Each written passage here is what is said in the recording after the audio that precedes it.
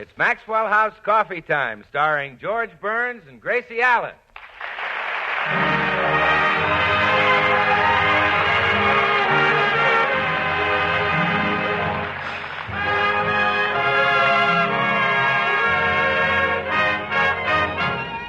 Maxwell House, America's favorite coffee, brings you a new series of programs featuring the domestic adventures of that lovable Mr. and Mrs. George and Gracie. With yours truly, Bill Goodwin, the Les Paul Trio, and the music of Meredith Wilson and his orchestra.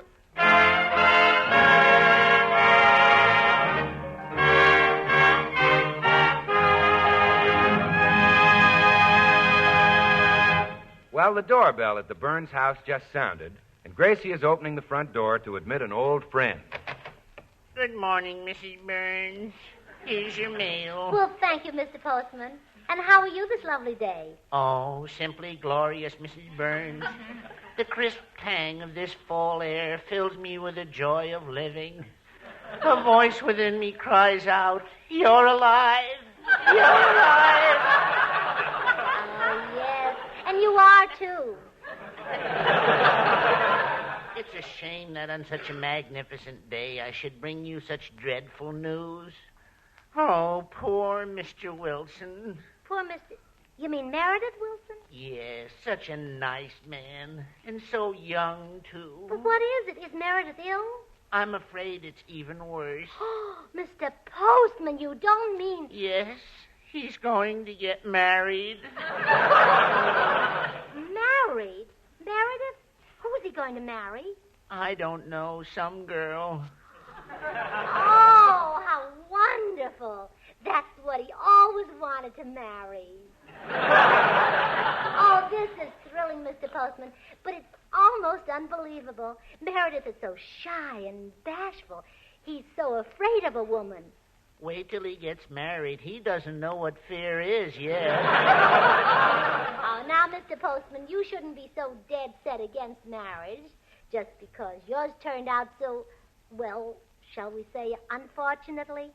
Yes, let's say that. It's mild, but let's say it. Well, I think marriage is wonderful, and I've been married for 10 years. Half my life. Really? Certainly. And Meredith will be happy, too. No one was ever meant to go through life alone, Mr. Postman. There's a mate somewhere for everyone. I suppose that's true. Well, of course it is. Every human being on Earth should marry another human being. I guess that's where I made my mistake.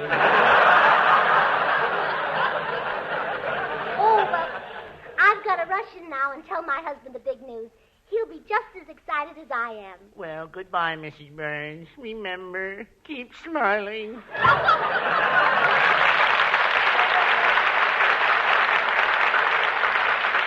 George! Oh, George! Yeah.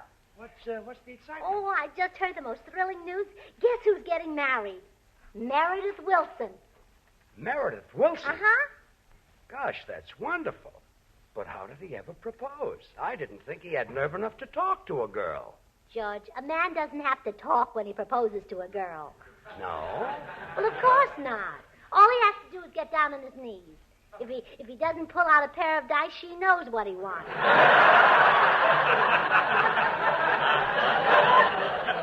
I guess so. Well, gee, this is great news. Isn't it? Oh, I'm so excited. I just love weddings. George, Yes? let's get married. Gracie, we are married. I know, I mean again. Lots of people do, just for the fun of it. Oh, Gracie, you mean buy a license and everything? Well, sure, I'll give you the $2 again. It isn't that. It's just, it's kind of silly. Oh, but, George, it'll be much more fun getting married this time. After all, the first time I hardly knew you. Yeah, we were strangers. Sure. But now I regard you as practically one of the family. Thanks, kid. Now forget it. Only Meredith is getting married, not us. Oh. Well, all right, dear. Maybe it's better that way because then you can sing. You mean sing at Meredith's wedding? Well, certainly. What could be more inspiring to a young couple starting on life's great adventure than the sound of your golden voice singing, I love you truly. I love you truly. Truly, dear. Life with its sorrow. Life with its fear. Oh, you're perfect for a wedding. Perfect. That voice has orange blossoms in it. I love you truly. Orange blossoms in it, huh? Oh, absolutely. I can smell every note.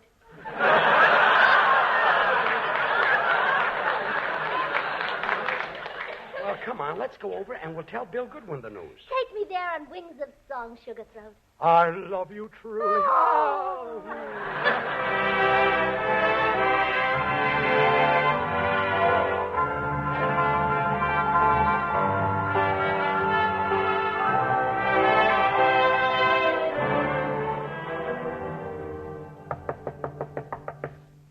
Well, George and Gracie, come in. Oh, Bill, we've come to tell you the most wonderful news. What is it? Well, something that's going to make two people blissfully happy. George, give him a hint. I love you truly. Truly, dear. No, it'd never work, George. There's too much difference in our ages.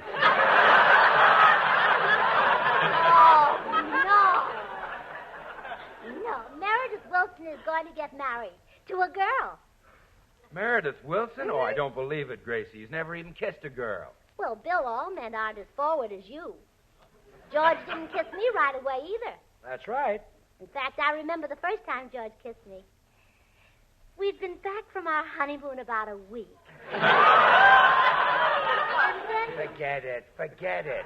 Well, believe me, Meredith is even shyer than George. You know, I double-dated with him one night, and when the girl said, what'll we do? I said, let's go up on Observatory Hill where it's nice and dark and count the stars.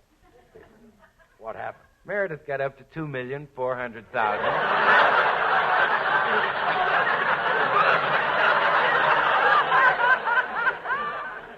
I'll bet you weren't counting stars, huh, Bill? Oh, shucks, no, George. I took my girl for a walk down the old Ox Road. Tripped over a pebble, didn't Yes. Lucky girl. Imagine walking down the old Ox Road with the old ox himself. Well, I still can't believe that bashful Meredith is getting married. Why don't we go over to Meredith's house and check up on this thing? Well, yeah, let's go. By the way, Bill, if it's true, you'll be the only single one left. Well, that suits me. Now, Bill, wouldn't you like to settle down like George? Not that far down, no. Let's go and see Meredith.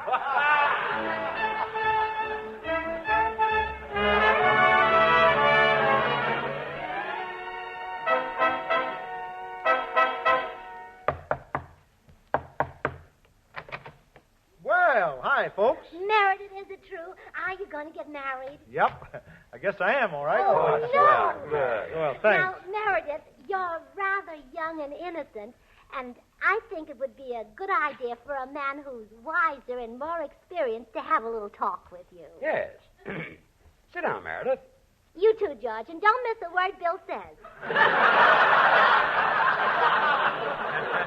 Well, Meredith, my boy, as soon as the wedding is over, get your bride away from the crowd.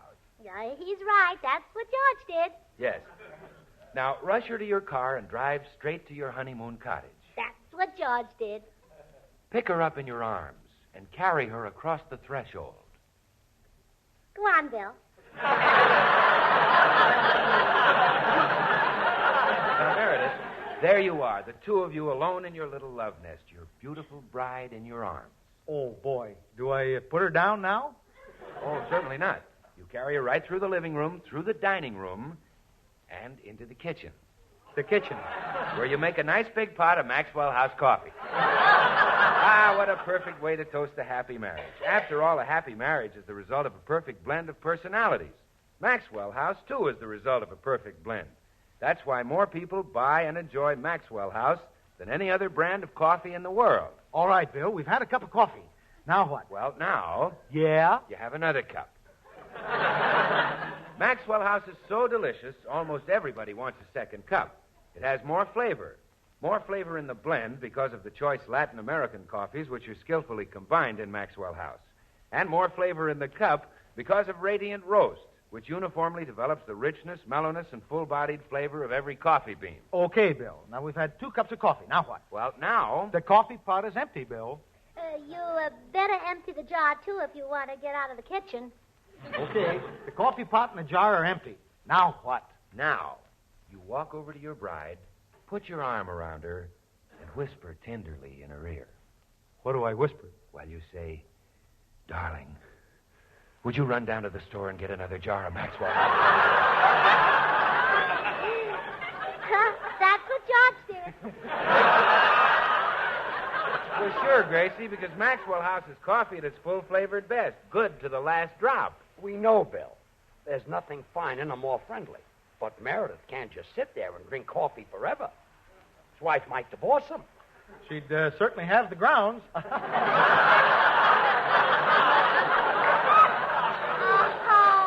Meredith. Now I know you're going to be a wonderful husband. You and George have the same brilliant sense of humor. Oh, well, thanks. And now we all want to congratulate the lucky girl. Who is she? Well, she's the girl who sells ribbon at the dime store. I've been in love with her for a year now. Oh, what's her name? I don't know. You don't know her name? Uh-uh. I've never gotten up nerve enough to ask her. Well, how did you propose to her? Well, I haven't yet. Every day I think I will. But when I get there, I lose my nerve, and I just buy a yard of blue ribbon. Oh, murder. You've been after the girl for a year, and what have you got to show for it? I got 300 yards of blue ribbon. Well, that's very handy. No married couple should be without it. Absolutely. Yeah. Furniture they don't need. No. A house is nothing.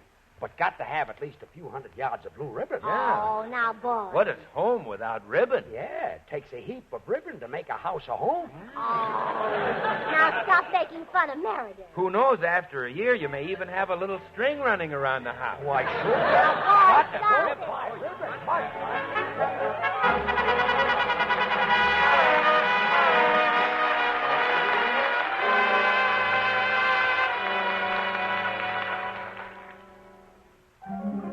Shall we listen as bashful Meredith Wilson, who doesn't know how to chase anything else, chases a few rainbows in his own chiffon style. Meredith?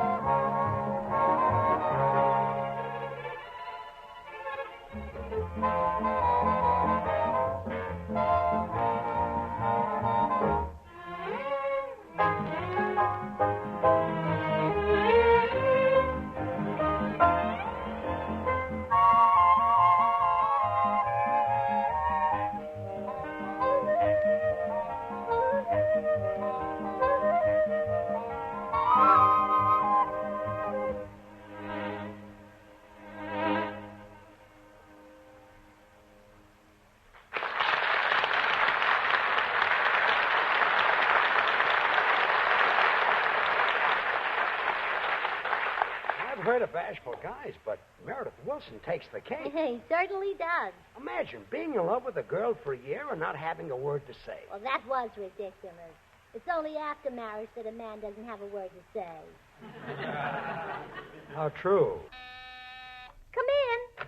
Hi, folks. Meredith, you should say to yourself, I'm a wolf. I'm an irresistible wolf. Go on, try it. I'm a wolf. I'm an irresistible wolf. Well, let's try something else. Do women really like those bold fellows? Oh, certainly. The rough, domineering Humphrey Bogart type of man. As a matter of fact, that's why I married George. No, that wasn't it. Well, I could never be rough and domineering, you don't think? But it's easy. Look, George is in the den. Let's pretend that he's Lauren Bacall. Well, I thought you said this was easy. It is. Now, I'm Humphrey Bogart, and he's Lauren Bacall. Now, watch this. Hello, dear. Do you want something? I suppose all I got to do is whistle, huh, gorgeous?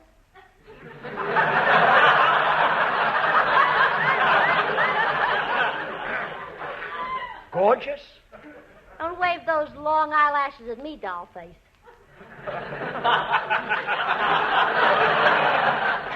Doll face? Suppose you expect me to break out in goose pimples because you're sitting there in a sweater. Gracie. That may get other men, not me. Other men? Honey, you'd better sit down. Never mind that sofa routine. Sofa room. Look, dames are a dime a dozen. There you are, Meredith. Isn't that a simple technique? Well, not for me.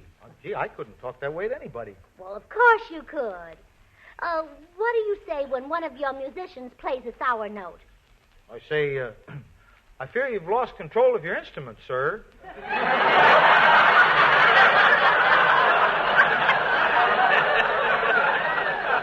Well, Meredith, I guess we better use another technique. Now, how about the strong, silent Gary Cooper type? Women like them, too? Oh, yes, as a matter of fact, that's why I married Joe. No, that wasn't it either. Well, listen, I'll show you how the Gary Cooper approach works.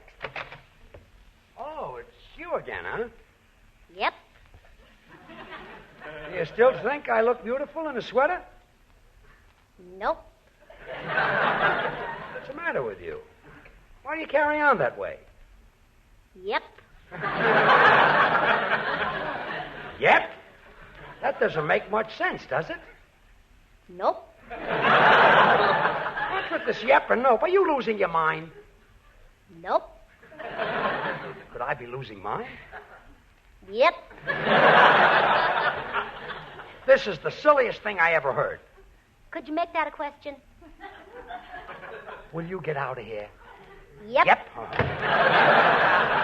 Well, Meredith, how about that technique? It's no use, Gracie. I can't be Humphrey Bogart, and I can't be Gary Cooper. I'll just have to be Meredith Wilson. No, we're not that desperate yet. Well, I'm a musician, not a lover. I'll never get a girl. I guess I might as well stick to my flute. I think you'd have more fun with a girl.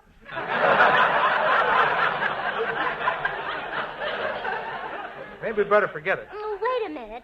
Look, a girl usually wants a man that all the other girls are crazy about. Well, I've noticed that. Well, sure, as a matter of fact, that's why I married Joe.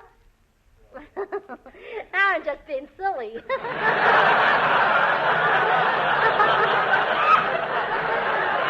But anyway, that's true. And Meredith, I'm going to make you the most popular man in town. Really? Absolutely. When I'm finished, you and that girl behind the ribbon counter will make beautiful music together. Together? Hmm? I'd better go get another flute. Now, you be here for dinner at 6 o'clock and leave everything to me. Oh, I sure will. Thanks a million, Gracie. Goodbye. Oh, poor Meredith. George! Oh, George! Now what? Oh, come on, dear. We're going to the dime store and invite that girl behind the ribbon counter to dinner. What for? Well, I've got a plan that'll get her married to Meredith. What is it? Oh, darling, please. If I tell you my secret, you'll know how I hooked you. You hooked me. Gracie, I took you out every night. I sent you candy, sent you orchids, and you think you hooked me? You could have got me without all that. Don't you call that getting hooked? Yeah, I was hooked. Let's go.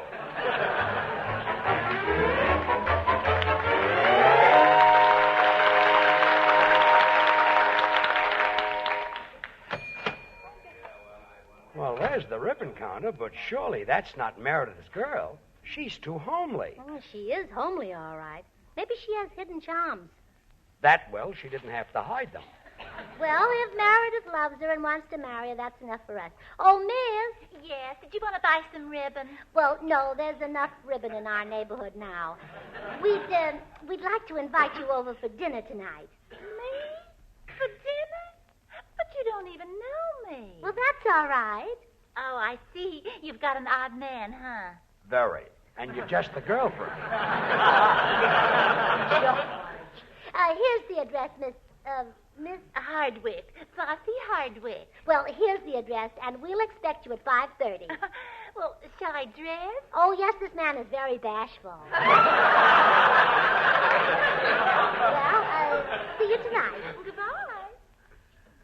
I can't understand how Meredith could want to marry that scarecrow. Well, George, homely people are honest and kind and faithful. They make the best mate.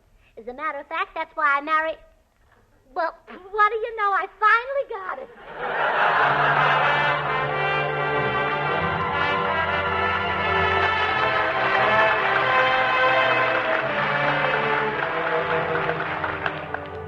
Gracie, you've been on that telephone for an hour now. What are you doing? Arranging for Meredith Wilson to be the greatest lover in town. You can do that on the telephone? Sure. You see, I called the postman and Bill Goodwin, and I also called... Oh, there's Flossie. Now, you just follow my lead. Here I am. Come in, Flossie. Your date will be here in a few minutes. Who is he? Meredith Wilson. Handsome, magnetic Meredith Wilson. I don't believe I've ever heard of him. Never heard of Meredith Wilson, the great lover? No. Is he really great? Oh, he knows more about love than any policeman in Griffith Park. Oh, you must be exaggerating. Well, we'll see. Well, now, whoever could that be? Come in. Oh, woe is me. Woe is me. Why, Mr. Postman, what's the trouble? My wife has left me for Meredith Wilson. Oh, you poor man. But don't blame him. No woman can resist bedroom eyes, Wilson. But he has stolen my wife. Oh, what a horrible thing. I know, but he stole her anyway. Well, Flossie, you see? Yeah, that sort of thing happens every day. Every day. It happens every minute. Now, you see what I mean? Come in. Where's Meredith Wilson? I'll kill him. I'll murder him. I'll fracture Why, him. Bill Goodwin, whatever could be the trouble? He had stolen my fiancée, the girl I promised to marry. Oh. He can't go on like this. That's the fourth fiancée he's stolen from me this week. Well, Bill. You've got to stop him. Please, Gracie, stop him. At this rate, I'll run out of fiancés in only 2 more weeks. Stop him. Stop him, do you hear? Stop him. Stop him. Gee, Meredith Wilson stole his girl, too. That's no trick for Meredith. Oh, but Bill Goodwin is a movie star. Meredith is more fascinating than any movie actor. He has more appeal than Ronald Coleman. And as for Charles Boyer, Meredith could spot him 2 gaslights in a Casbah. You'll never convince me that he's a greater lover than Charles Boyer and Ronald Coleman. We won't, huh? Come in. I'm frightfully sorry to trouble you at this hour, Mrs. Byrne. But have you seen Meredith Wilson about? Why, no. Is something wrong? Wrong, you ask. My dear child, the cat has made off with the girl I treasured above rare jewels. Meredith stole your girl? Yes. I wouldn't be so put out if it were Herbert Marshall or Cary Grant. But the blighter isn't even British. Him!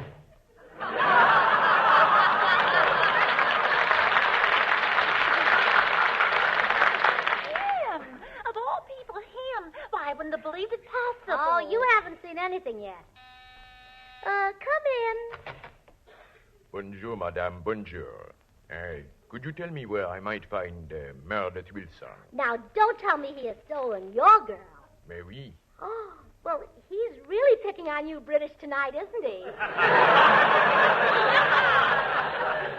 I am too plain, too unromantic to compete with this Meredith Wilson. I think I go back to Paris. Au revoir, madame.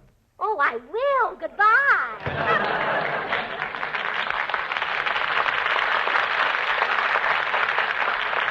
Well, Flossie, are you convinced that Meredith is dynamite? Oh, I'll say I am.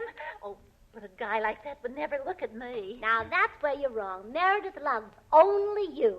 He loves me, little plain me. He loves you, big plain you.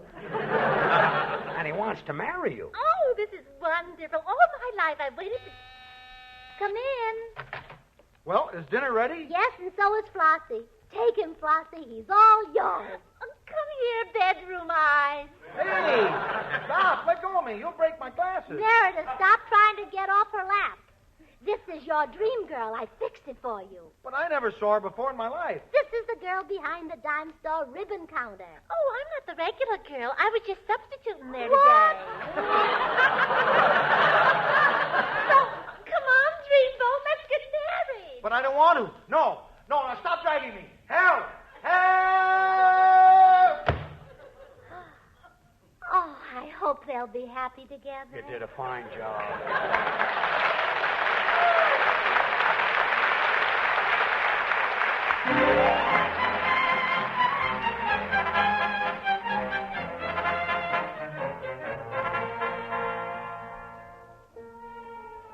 Say, Bill, Yes, Meredith. you're always asking me questions about music. Now, tonight I'm going to ask you one. Did you ever whistle this tune? Oh, sure. I know it's from Carmen, too. Yeah? I guess everybody knows that tune. Oh, you're right in the groove there, Bill. Because it's said that of all the opera airs the man on the street is apt to whistle or sing, they're melodies from Carmen. Really? Yes, you see, Bizet composed musical themes so mellow, so rich, full-bodied and vigorous that his opera Carmen is just naturally one of the world's most popular. That's funny, isn't it? Funny. Well, yes, odd how that fellow Bizet took his ideas right from Maxwell House Coffee. What? Well, if he didn't, he could have. Come on now, Meredith, and help me prove it. You play me those musical themes from Carmen, and I'll tell you about Maxwell House's fine Latin American coffees. Okay, Bill, just give me a cue for the downbeat. Well, now, Maxwell House experts choose Manizales for mellowness. Like the habanera.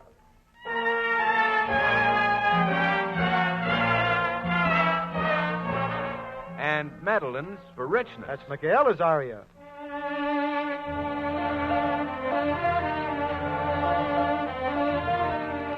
Other choice Latin American coffees for vigor. Like the famous overture.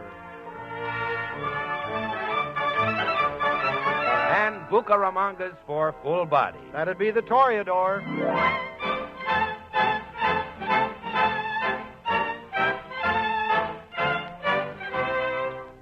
So, like music you ask to hear again and again, Maxwell House is the coffee more people ask for again and again. It's so good to the last drop.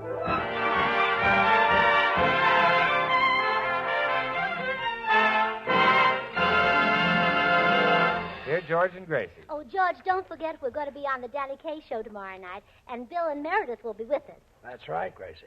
Good night, Bo. Good night.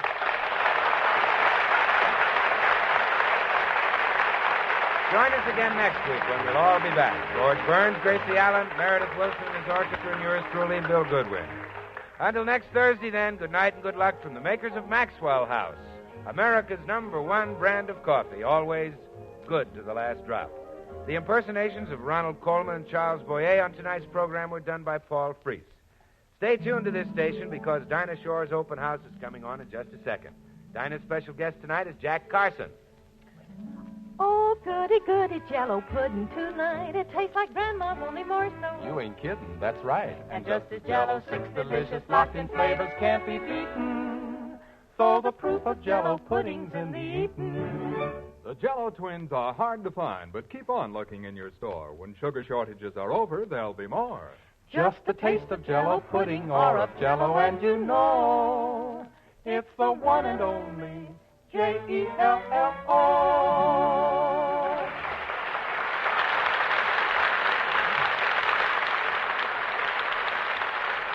This is the National Broadcasting Company.